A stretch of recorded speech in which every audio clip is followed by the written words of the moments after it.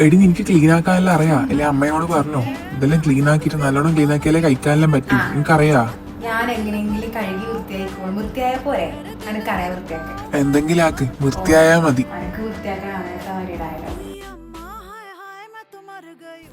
എനിക്കറിയാം വൃത്തിയാക്കാനല്ലോ.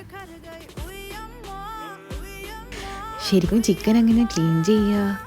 സാധാരണ വെള്ളത്തിൽ കഴുകിയാലൊന്നും ചിക്കൻ നല്ലോണം ക്ലീൻ ആവും തോന്നില്ല. വേറെ എന്തെങ്കിലും ആഡ് ചെയ്യണം, എന്നാലേ ക്ലീൻ ആവും. ആ ഇതുണ്ടല്ലോ, ഇത് മതി. നീ ഇങ്ങ് വാ മോനെ.